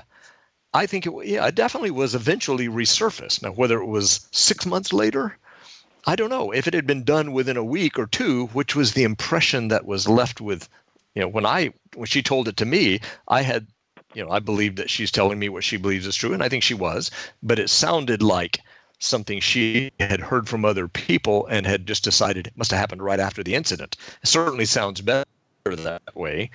But if John came 2 months later, or at the end of February, whenever he did his initial investigation and actually was able to think he found, in other words, he would have seen the road paved, all evidence would have been gone at that point. So for him to actually have found what he thought was where the road was damaged, that almost tells you right there, the road can't have been chopped up and hauled away. So it just goes to show you got to be careful with memories. The witness is telling you what they believe is absolutely true. And maybe it just didn't quite happen in the order of things. It doesn't dismiss the case or have any effect of the case. It's just the after story that somebody chopped up the road and hauled it off. Maybe once they found they'd gone public and now MUFON's investigating, all of a sudden somebody did want to go back then and get rid of the evidence. But we can speculate all day on that.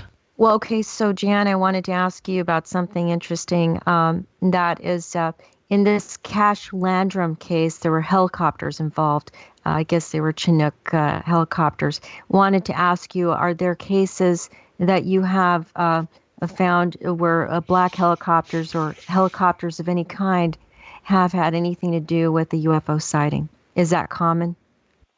Oh, well, helicopters or UFOs are sighted from helicopters, so I guess you could say there was.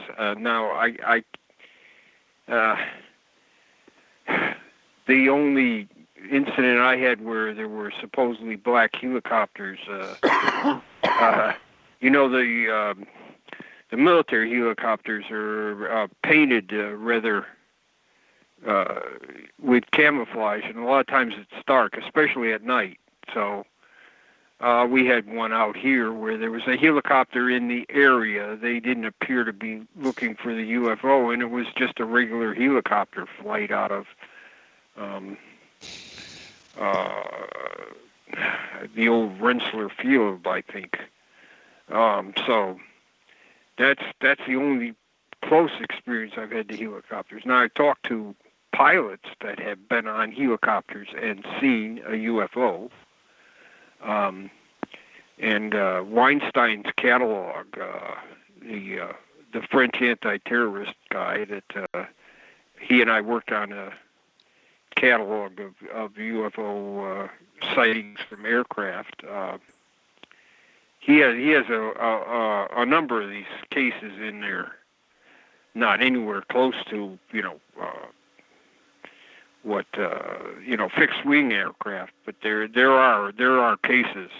Well, that coin case in Ohio is they had a little bit more than just a sighting there. Yeah, that's a great physical.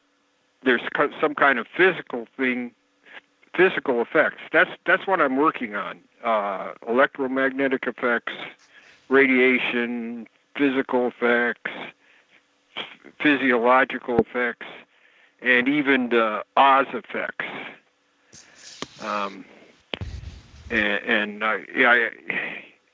It's hard to say about Cash-Landrum. I like to hear what Christian has to say about Kurt Collins. Well, he's an independent researcher, and in fact, I've never had an issue with Kurt. I was actually doing some original graphics on computer graphics and experiment back in the day, and that's kind of when I came up with that really red illustration of the Cash-Landrum case, which, I'll admit it may be rudimentary based on what I could do at the time, but he's done a lot of work in collecting information on his blue blurry lines, and more power to him as far as that's concerned. I don't know that there will ever be any resolution of what happened to them unless someone got into office and completely opened up access to look into the case. They went to court. That was a joke, in my opinion. They had a case, I think, but the way it was presented, trying to claim that the government owned the object. That was a mistake of whoever the lawyer was that was running it at the time. He who shall not be named, but I think they could have had a better case if they'd had a different lawyer. But so I don't know that the case will ever be resolved as for what happened. My feelings right now, if that's the way to put it, is that what they encountered was more likely to have been some form of test, some kind of government test. I don't have any evidence to back that up. It's just things that I've heard and my impressions based on, on the things that occurred afterwards, the helicopters coming in around, that sort of thing. But that's not proof of anything. And unfortunately, like most UFOs, it's gone now. So there's not much we can left to analyze but the remains. But Kurt Collins, as far as I know, has always been okay with me. So unless you know something I don't know, and I hope people don't say the same thing about me. So, Jan, I had a question for you on the Cash-Landrum incident. And that is, I think it's a two-tiered question. One is, what are your thoughts on it in general? And do you believe that the folks who were possibly exposed to, I think it's ionizing radiation, which was suspected by a radiologist who actually went over the notes that MUFON had on this case very carefully. Do you believe that they were exposed to radiation? So it's two questions. What are your thoughts on the Cash-Landrum incident?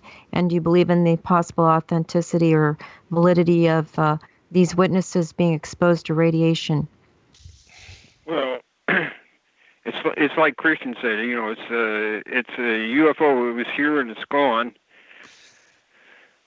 So basically, we just have afterwards what the story is afterwards. Now, I've had radiation too, and it was not particularly pleasant, and it took me almost a year to recover from it because of cancer. I think you can think of another case right offhand in Canada, Falcon Lake, the Mekhalek case, where there is extensive medical evidence on that one. And, of course, the Condon Committee more or less wrote that off. And if you talk to Chris Rakowski, he hadn't written it off, and his complete files will soon be available at the University of Manitoba. So I'm really curious to see all of that. I have a not much on Cash-Landrum, but I do have a lot on Mekhalek. What it is it's once again the problem that we have the after effects, which I think are a way to study UFOs. They did have after effects,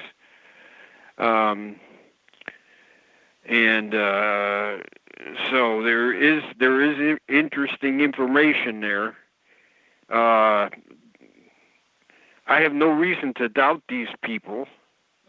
Maybe Kurt has. I don't know, but I have no reason to doubt them. I hadn't investigated it that much. I think it's an interesting case, and if there were a scientific investigation, it should be looked at. Well, just to jump in really quick here, the case said, did they get back into the news because apparently the ATIP program one of the papers that they commissioned was to Kid Green, and it was regarding the physical effects of relatively close UFO contact. And that paper was released. We were able to read through it. It prominently mentioned Cash-Landrum. He didn't go into a lot of details and cited a lot of outside research work regarding radiation exposure and so on and so forth.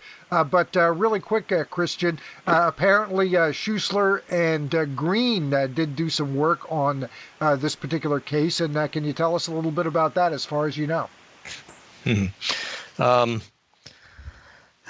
Not specifically about the work that Schuessler and Green had done. And one of the reasons that, and I don't have at this point any direct reason to fault John Schuessler or his team for doing anything. I mean, they were working independently and working with through MUFON, and Tom and I were trying to just do our own kind of a cursory or initial investigation. One of the reasons that I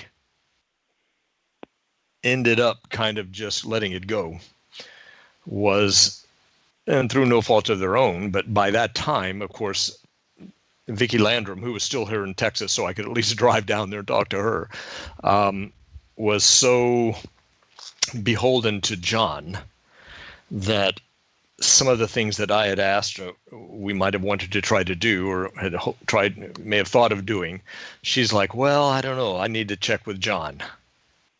And at that point, I realized, well, anything that we might want to do or pursue or any investigation we might partake that we needed to discuss with her was probably either going to get, go straight back to John to begin with. And it simply meant we did not have as free personal access to her as I might have liked. And I don't blame her for that at all. I can certainly understand it. It sounds like John must have been there for them when they needed it and helped them in enough ways that she was obviously had a lot of respect for John, and more power to him for that. But what John and Kit Green, boy, I don't know. When you bring up Kit Green, it's I had mentioned a chant that in the last 2 days I sat down and went completely back through Vallee's volume 2 and 3. and in part it was simply because even I began to think, well, wait a minute, where does Kit, because no matter where you look, if you look at it closely enough, Kit Green's there. I mean, in some way, he's the little guy in the crowd of the people and nobody realizes, but who's in charge? It's that guy right there in the back that nobody seems to really know who he is or what he's doing. But if you go back, you'll realize Kit Green has been into this entire gamut of everything we've been talking about since almost since I was in college, practically. And so no doubt he's had obviously affiliations with John. And when you go looking at how Bass bought into the MUFON database, who did they go to effectively work, on the MUFON end? Well, they went to John Schuessler. And not to say they're not qualified people. It's just, unfortunately, that's a database we're not going to readily tap. We're not going to have access to whatever they're doing behind the scenes that they're doing. And that's a shame. I think that's a shame. I mean, more credit to Jan and his friends and Brad and Jim and all of you guys who are putting the information together, at least where it will be out there for people to get access to it. Once it's a black hole, it does no one any good except the people who apparently don't want us to pay too much attention to what they're doing. But I don't know. I have my own opinions, but I don't want to speak ill of anybody if I don't have a specific reason to, but I have frustrations like all of us do. Well, apparently what happened, if, I'm reading Green's report to basically Bass, which apparently went over to ATIP eventually, was he was brought in and he must have done some kind of medical examination, some kind of tests on Cash and Landrum, because he's citing, I can't go into too much detail in this report about what I found out from that particular case because of HIPAA compliance. So he must have been involved medically. Schuessler must have gotten him involved medically at some point in all this. At least that's the assumption I get from reading the report. Yeah, I would tend to agree with that assumption, and I would say one of those $20 bets that if you go back and look behind the scenes of almost all of these medical cases or medical information or whatever you want to call it, it's going to get to Kit Green. I mean, to him somewhere. He'll get access to it. No different than the guys who supposedly had MRIs done out at Skinwalker Ranch. I'm pretty sure somewhere that folder ends up with Kit Green. Well, there is some irony in all this because Green is basically telling a Pentagon program, I can't tell you something in the report. I will mention one thing, because I've been told this would be worth mentioning just because of the implications. That as far back as even when NIDS was involved in the cattle mutilations, investigation, and even the mutilations all throughout the 70s, Tom Adams and Gary Massey, and a lot of that going on, which was really a surprise to me, but to have Vallée come right out and say, if any of you are aware of the cattle mutilation scenario that went all the way back when the FBI and the CBI, Colorado Bureau of Investigation, was involved, and a guy by the name of Kenneth Rommel, who was supposedly the person who was running the investigation on behalf of these authorities, that to see it printed by Jacques Vallée and some other information I wish I could share, but I'll just have to leave it, which suddenly substantiates that it was Kit Green with the CIA who hired Kenneth Rommel. I'm like, what? This is supposedly Kenneth Rommel, who comes in and kind of, from what people would say, did what the Condon Committee did to the UFO phenomenon. I just bring them in and then they squash it.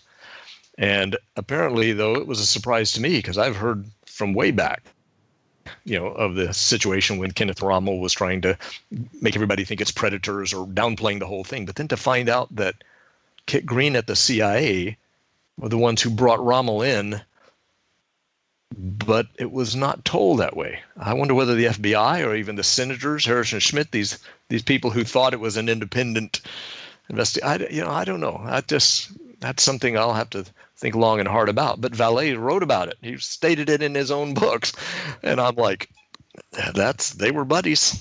So Harrison Schmidt, just jumping in with a little bit of background, was one of the moonwalkers. He was on, I think, 15 or 16 maybe, and then was later elected to the U.S. Senate. Yeah, so, well, there you go. These are people who I wonder whether they were aware that Kenneth Rommel was apparently brought in not by the Colorado Bureau of Investigation, or people who alleged, the people in the state who were looking for someone to be an independent arbiter. It just surprised me to think that. But once again, even Vallée didn't quite know what to think of a lot of the things that were happening, that maybe he knew everything, maybe he didn't. But these people in particular, Kit Green, has been right at the middle of everything all the way back. And that's why my take on it, if you go back now and you look at Bass and ATIP, we talked about this before, I think, but you're going to find that the same small group of maybe 4 people, I'm winging off, I can think of 1, 2, 3, 4, 5, ever since NIDS, all the way up through to probably to the stars. Well, you've got that Green and Vallée. Who else? John Alexander? Well, actually, I don't necessarily think I would include Vallée as one. Yes, I believe he built the database for Bass. He obviously was asked. It's interesting. It sounds like Bob Bigelow initially wanted Vallée to be the director of NIDS. And for whatever reasons of his own, Vallée decided he didn't want to be the director. He would rather, but he'd be on the board, the advisory board. And the next thing you know, Kit Green's going to be the chair. And from what I've been told, Kit Green and John Alexander probably, I'm not sure of this, but I think perhaps John Alexander had a hand in introducing Kit Green as far as to Bob Bigelow goes. But I think from that point on, you'd find Kit Green, Hal Puthoff, and in fact, I get to that point, John Alexander, who at least was certainly one of the early guys in there, but I think there's somewhere in the Kit Green, Hal Puthoff thing that has been behind all of this. And it seems that it always seems to percolate around somebody who brings in a source of funding. Either it's Bigelow or it's Harry Reid or whomever. But for whatever reason, Green's name never appears above the line. You'll see he's not listed. He writes he writes one of the DIRDs. But interestingly enough, that's the only one that didn't get put on the congressional reading list. I don't really know why that one would be left off. But of all the other ones, and I think even, if I'm not mistaken, it's been written about online already by now, that of all those other DIRDs that were paid for, right, with taxpayer dollars, that were then put on the congressional reading list, The story I've heard is Greens was left off. Maybe because it made too much direct reference to UAPs or whatnot. But that's interesting as well. Coincidental, maybe. But I don't know. I've only seen interviews with these guys, and to be honest with you, they seem like likable people.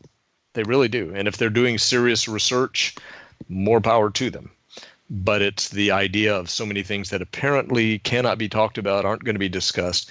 We're told to invest money. They're on stage. They're playing to us as their audience.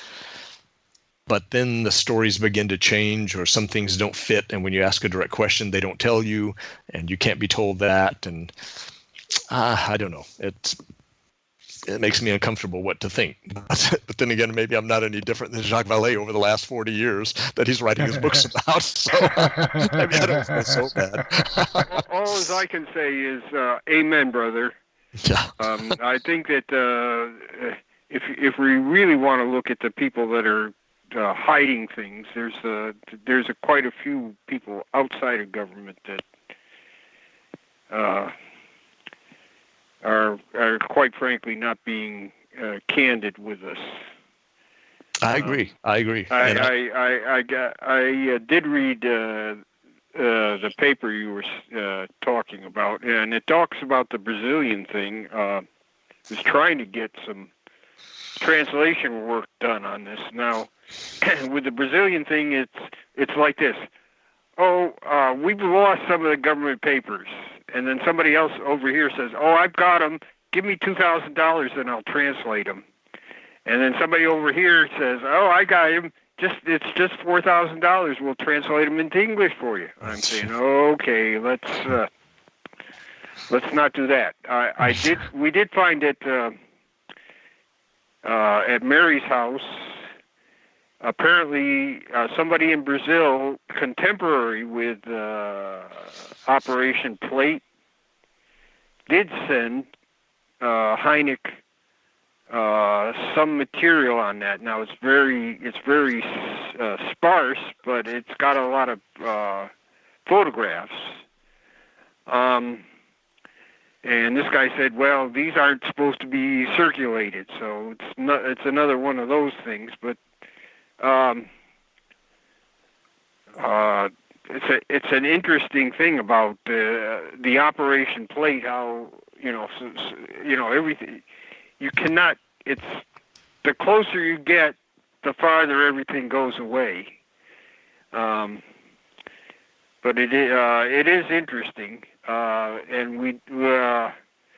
As a matter of fact, we are working on Brazil right now. Which Brazil case do you mean, Jan? There's a few of them. We're talking about the Operation Plate. Okay. Where what happened is people were reporting that they had been assaulted by. Essentially, that's what it is: assaulted by UFOs. And okay. Is that the Colares case, or is that a different case? It's a whole series of cases. Okay. And they dispatched this colonel up there to investigate it with his team, and then from whatever happened, it appears that some of the material is lost. Some of the material fell into various ufologists' hands, and even Hynek had some. And of course, we haven't got Hynek's stuff translated. It's very, like I say, it's very sparse. I talked to Tom Tallene, and he said that, I don't recall the man's name, but he's passed away. But Tom Tallene said, "Oh yeah, he's highly respected in Brazil. He's one of the better ufologists in Brazil. So anything he sent to Hynek is probably pretty good stuff." Now, Willie Smith didn't have hardly anything on Operation Plate. And, I mean, these had all kinds of cases where, people were had all kinds of. It's almost like they were assaulted. I mean, beat up or something. Yeah, just for a little background. Yeah, that is the same case. Are you talking about Gavard as the ufologist, A.J. Gavard? No. He and I had some contact back and forth. Okay, because I know he was involved. But he was involved, and he had some stuff that we were gonna try to fund him to get it translated. But there's something with the Brazilian tax thing. If we could, how we get him the money, he would not have to pay as much income tax one way or another, and so it kind of broke down on that. And he didn't want a lot of money. He just wanted enough to cover his expenses and the translator's expense. But I guess Brazil, if money comes in from the outside, they tax it pretty heavily. Got it. But yeah, that is, Jan is talking about the Claris case, Operation Saucer or Operation Plate, Operacio Prado in Portuguese. And that was a case where actually the captain who commanded the group that went out to Claris to take a closer look actually ultimately committed suicide, unfortunately. Let's see, according to ufologist Jacques Vallée, a number of individuals were reportedly killed as a result of the lights fired upon them by the UFOs. Injuries were consistent with radiation effects from microwaves. Other ufologists claimed that the lights from UFOs sucked blood from 400 people. So that's a big case, and I do know that Bigelow was particularly interested in that case. So. Yeah, so there you go. It's really, and I think Kit Green did mention it in his paper. I wasn't too impressed by his paper, but that Well, yeah, I mean, basically, what he did. It's a typical scientific paper. He gives the results, and as far as going back and checking things, which you have to do in ufology. Yeah, everybody's offering their theories and their results, but seldom, can we check these things out? That's a big problem with the whole of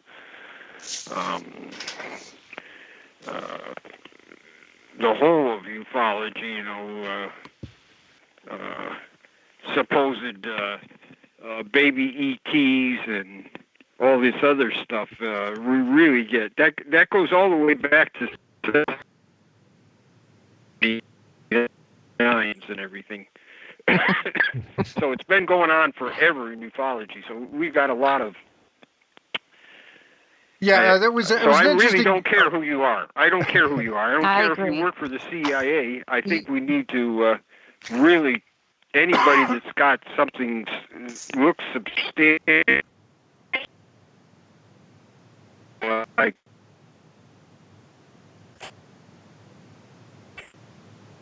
you got to be able to stand. They said that the Roswell slides are not the first time that this happened. And I know. Yeah. Yeah, this goes all the way back to '79. Yeah, the baby ET, the skeleton of the baby ET, and people need to do their due diligence when they do research, and they shouldn't rely on others and just assume they're right. They need to actually do research on it, no matter who.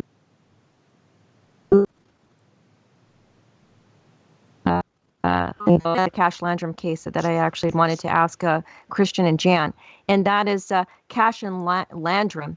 If they were actually exposed to a government-related project, as Christian postulated earlier in the show, I wanted to ask you about that topic, but I wanted to preface it with some interesting information. Area 51 has had some interesting lawsuits related to environmental toxin exposure by multiple workers who have dedicated their lives to working over there.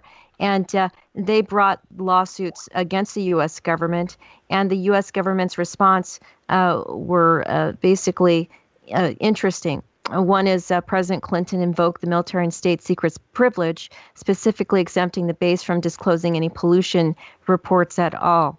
And the government's response also was interesting in the fact that they actually tried to just not say anything, like have any statement whatsoever. But I think one of the statements they said here, let me see if I can bring that up, is Washington Post inquired of the Air Force about this topic, and they said that the Air Force touts its strong environmental record, and the spokesman refused to address any questions about Area 51.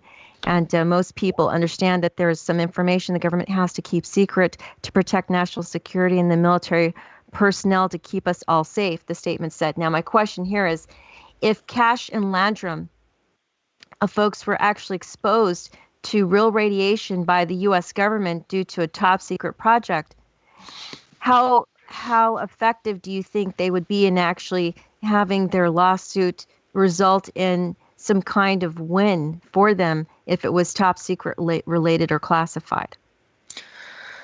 I have thought a little bit about that. And of course, I'm not an attorney, so I'm sure there are complications that I might not think of. But I do recall reading about their case when they did go to court. They had a local attorney, and then I believe it was Peter Gersten who decided he would get in and help represent them. And for whatever reason, and I may be paraphrasing some of this, but the approach that they tried to take seemed to be that the government somehow controlled, which is going to kind of what you were describing. The government somehow controlled or had control over this object and therefore pay up. They were injured, somehow blame it on the government. Unfortunately, as I think would have been clear to anyone, it seemed clear to me, they had no evidence to support that. They had nothing to show that as a claim that they could take to court and the judge or somebody is going to say, well, where's your proof? I would have approached it differently. I would have approached it as either negligence, whether it was a government experiment or a quote unquote UFO or whatever else. If the government could get helicopters there that quickly, they had to know in advance. And from other cases, just like the ones that you were describing in Brazil, there's a track record indicating that people can be affected. Look at the COVID virus. We're all over this fact that if you knew in advance, you could have said something that might have kept plenty of people out of harm's way. So are you culpable when it comes to a lawsuit like Cash-Landrum?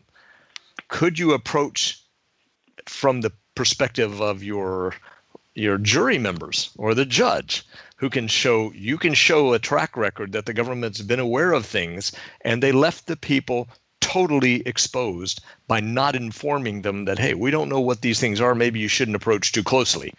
Meaning don't get out of your car and stand by the front while the thing's sitting there exuding radiation on you. But you could have told them anything, don't get close, back up. That might have helped them. Maybe Vicky wouldn't have been exposed to, or Betty rather, wouldn't have been exposed as badly, or either one of them.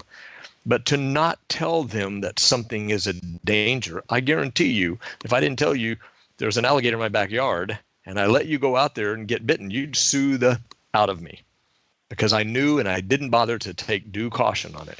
So I think maybe either it was stupidity on the part of whoever was forming their case that the judge effectively threw it out.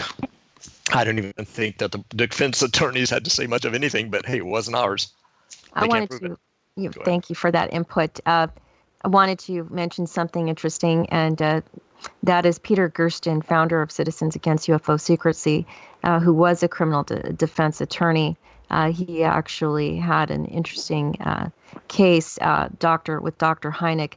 Peter Gersten sued the CIA and FBI over the release of 5,000 UFO-related government documents and also brought lawsuits against such organizations as the NSA, DIA, and FAA, and had a famous interview with Tom Snyder and Dr. Hynek about those topics. Anyway, I'm really glad that we were able to have Jan Aldrich and Christian Lambright, both iconic veteran UFO researchers in their own right, who have really done us a big favor in and out of the UFO community regarding their multiple decades long work on the UFO topics and other interesting topics.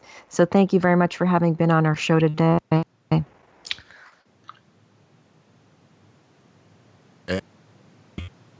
you very much. Yeah, I appreciate it, Jan and Christian, and of course Dave, who's left us earlier. So yeah, thanks for tuning in. I think we had a great show today, and hopefully we took your mind off some of the real world problems that are going on right now. And we'll be back with more shows to keep you all amused. Thank you very much, and have a great afternoon. Bye bye now.